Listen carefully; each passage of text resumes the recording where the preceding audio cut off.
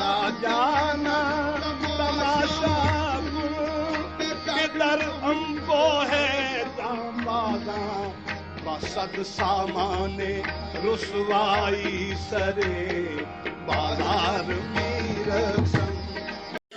اور ایک تھے چھجو کبیر جن کا بے ہاسپٹل کے پاس ابھی بھی ایک جگہ بنی ہوئی ہے، جن کا بہت مشہور شعر لوگوں نے ان کے بارے میں لاہوریوں نے بنایا ہوا تھا پرانے وقتوں میں کہ جو سکھ چھجو دے چبارے نہ بلخ نہ بخارے. کہ حضرت میاں میر اور گرو ارجن دیو کے تو مثالی تعلقات. یہ جو آپ کا موچی دروازہ میں جو مٹھائی کی بہت مشہور ہے لال خو کے قریب ہی گرو ارجن دیو جہانگیر نے قید کیا تھا. یہ کوئی 1600 آپ سمجھ لیں 6 کا واقعہ ہے. میں بھی جو کہ رانجن نہیں جا رہا نال میرے کو چلے. پھر آگے آ جاتا ہے پیری پوندی. آپ دیکھیں گا لفظ سے کیا پیری پوندی متا کر دی جالا پہ آ کر لے کہ یہ کوئی خبر ماہی دل آئے. بدقسمتی ہے کہ ہمارے یہاں ماہی جو ہوتا ہے نا ہمیشہ بیل ہوتا ہے. جو کوئی خبر ماہی دی لے آوے تے ہتھاں دے دیوا چھلے. فیض صاحب تھے، ہم بھی دیکھیں گے. یہ پوری قرآن کی آیت کا ترجمہ ہے، یعنی اس کو ذرا دیکھے گا کبھی تو وہ میں اتنا عالم نہیں. دوسرا آپ دیکھیے گا کہ جیسے واقعات ہوتے ہیں، ہم سارے بیٹھے ہیں مردی ہیں چونکہ کہ ہم سارے عورت کی عظمت کا تو ذکر کرتے ہیں کہ قرآن مجید میں بھی ہے احادیث میں بھی ہے، عملاً نہیں. ایسے کہتے ہیں نا. اب ان کے ہاں آپ دیکھیں گے کہ حضرت نظام الدین اولیاء ایک دفعہ عورت کی فضیلت بیان کر رہے تھے. انہوں نے کہا کہ جب جنگل سے شیر نکلتا ہے تو اس کی بابت یہ کوئی نہیں پوچھتا یہ نر ہے یا مادہ ہے. یعنی کہ آپ اس کو انسان کہیں نا، اس کو عورت نہ کہیں، جو ان کا اشارہ تھا. تو اس طرح سے پھر آپ دیکھیے گا کہ آپ کی جو یہ عشقیہ داستانیں ہیں اس میں آپ نے دیکھا ہوگا کہ اتفاق تو نہیں ہو سکتا کیونکہ تعداد زیادہ ہے. اس میں آپ نے دیکھا ہوگا کہ ہر داستان میں جو عورت ہے وہ نمبر 1 پہ ہے، مرد نمبر 2 پہ.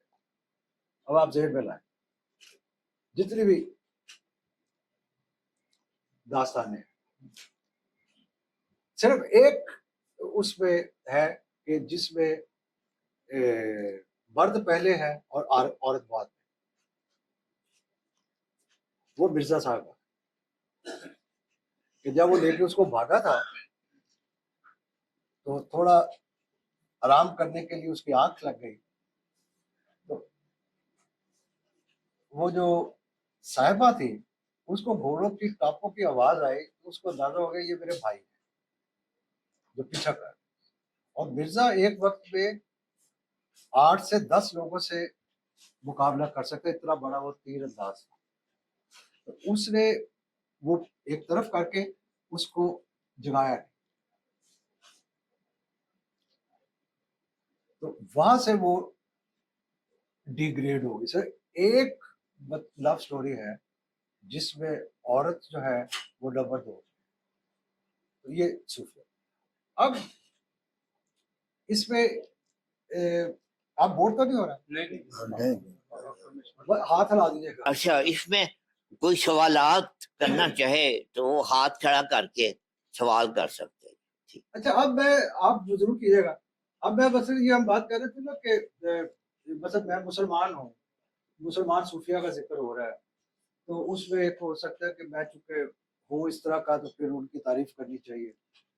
لیکن ایک یاد رکھیے گا کہ جو غیر مسلموں کی رائے جو ہے ان مسلمان صوفیہ کے بارے میں وہ تو کوئی لالچ کی وجہ سے تو نہیں ہے، نہ خوف ہے، نہ ان کو ڈرانے کے لیے کچھ تھا نہ کسی کو دینے کے لیے کچھ تھا. تو اس میں آپ دیکھیے کہ اچھا ایک میں آپ کو تھوڑا سا واقعہ سنا دیتا ہوں کہ جیسے اب ہمارے یہاں ہوتا ہے نا کہ مختلف مذاہب سے سخت نفرت ہے، بیداری ہے، یا باہمی بھی ہے فرقوں سے ایک دوسرے کے. اب آپ دیکھیے کہ ایک لاہور شہر میں اس کی مثال دے دیتا ہوں. 4 صوفی تو آپ صرف مسلمانوں کو کہتے ہیں، اس لیے میں کہہ سکتا ہوں کہ 2 صوفی اور 2 بھگت کر لیں اسی شہر میں تھے اور تقریباً ہم عصر بھی تھے. اس میں ایک تو ہے حضرت میاں میر قادریہ سلسلے سے، شاہ حسین بھی قادریہ سلسلے سے، یہ بھی لاہور. اس کے بعد گرو ارجن دیو، یہ 5ویں گرو تھے سکھ مذہب کے، اور ان کے ہاں 10 گرو ہیں جس کو یہ اپنا رہبر بھی کہتے ہیں، یعنی میسنجر بھی جو، تو یہ وہ 5ویں تھے. اور ایک تھے چھجو کبیر جن کا بے ہاسپٹل کے پاس ابھی بھی ایک جگہ بڑی ہوئی ہے، جن کا بہت مشہور شعر لوگوں نے ان کے بارے میں لاہوریوں نے بنایا ہوا تھا پرانے وقتوں میں کہ جو سکھ چھجو دے چبارے، نہ بلک نہ بخارے. وہ ذات کے ہندو تھے، وہاں مسلمان بھی جاتے تھے.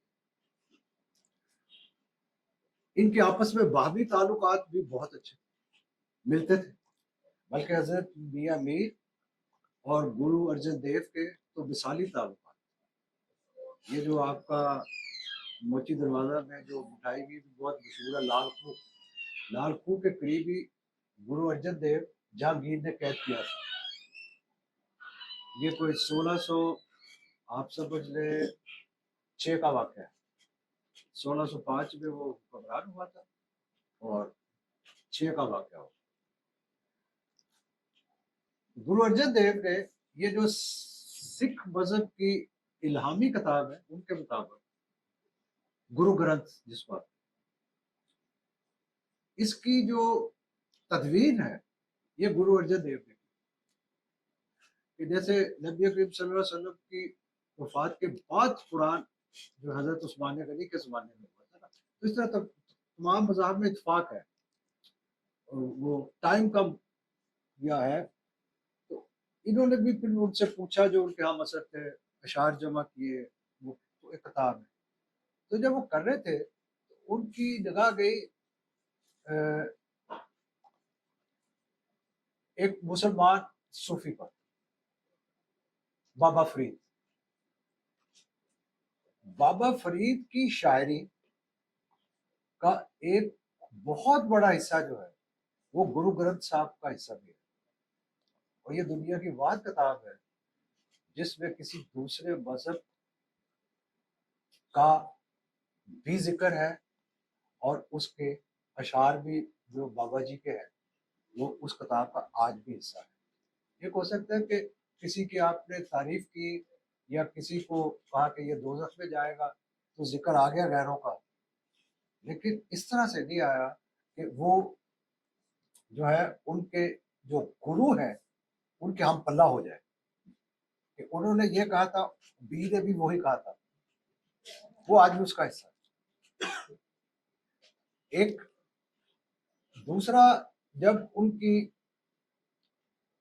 قتل ہوا گرو ارجن دیو کا تو کئی ماہ تک جو ہے حضرت میاں میر دیکھے بازار کہاں ہے، وہاں سے پیدل وہ لال خو آتے تھے تو وہاں بیٹھ کے باقاعدہ رو کے پھر جاتے تھے کہ ان کا ذاتی تعلق. تو یہ ایک باہمی تعلقات کی وجہ سے بھی ایک دوسرے کا ان کے ہاں احترام تھا، لوگ رہتے تھے ایک ساتھ. اب آپ نے کچھ پوچھ رہا تو پلیز آپ نے. سر وہ بات بتا دیجیے کہ عورت کی زبان میں بات کی.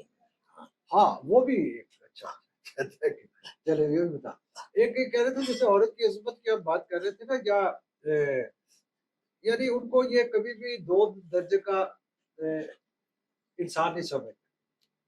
تو ایک آپ نے دیکھا ہوگا کہ صوفیہ کے ہاں جیسے بھی شاہ حسین کا ذکر آ رہا تھا کہ مائنی میں کنو آخا درد وہ چھوڑے دا حال نہیں، تو نہ کسی کو بتایا جائے تو لگتا ہے نا کہ کسی عورت کا کلام ہو سکتا ہے، یا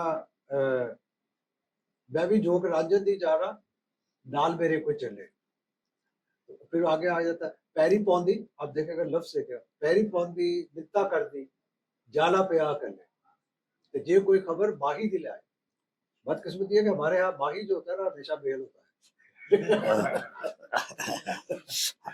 جے کوئی خبر ماہی دی لے آوے تے ہتھاں دے دیوا چھلے، واہ تو یہ ایک فیمنن یعنی ایک عورت کا۔ اسی طرح اب آپ دیکھیے کہ خواجہ غلام فرید، بابا فرید خواجہ غلام، ہر ویلے تانگا یار دیا میں تا بیٹھی رو رو کا گڑاوا فالا پاوا کہ میں قاصد بھیجا مینڈا تھی گیا حال بھی بارا تے یار باجو ساڈا جیون کوڑے اندروں درد ہزارا تے یار فریدا میں تے ایویں روا جیویں وچھڑی پونج کتارا۔ اب آپ اس کے لفظ دیکھتے نا تو وہ عورت کا لہجہ اس میں ہے، تو اور بھی ایک بہت شاعر بلے شاہ کا آپ دیکھیں وہ تو بھرا پڑا، اصل میں آپ کو لگے گا جہاں پہ لہجہ عورت کا بہت استعمال ہوا ہے، یہ آپ کو پتہ تصوف پہ ایک صوفیہ کی قسم بیان کرتی ہے کہ جو ملامتی تھے، آپ کو پتہ ہے کہ شاہ حسین بھی اسی کیٹیگری پہ آتے ہیں، بابا بلے شاہ بھی اسی پہ آتے ہیں۔ اب ملامتی کیا ہوتا ہے کہ یہ خود اختیار کیا تھا، یہ اس کی وہ بلے شاہ والا ہے، بلے شاہ چل اتھے چلیے جتھے سارے انے، نہ کوئی ساڈی ذات پہچا رہے نہ کوئی سامنے، تو ان کو خوف تھا کہ ہمیں کوئی قریب نہ آئے اس طرح سے کہ وہ سمجھنا نہ کوئی شروع کر دے، تو اس لیے ان پہ پھر الزام ہوتے تھے کہ یہ بھی کرتے تھے تاکہ یہ ملامت ہوتی رہے اور یہ ملامتی رہے۔ اس کا نقطہ عروج تو بلے شاہ صاحب ہے، شاہ حسین کا بھی جو ہے وہ اسی طرح سے، پھر اور بہت سے اشعار ہیں وہ تو پھر آپ کا بہت صوفیوں نے مطلب یہ کہا، اور یہ ہوتا ہے کہ وہ کہتے ہیں کہ خدا نے انسان تخلیق کیا تھا بس،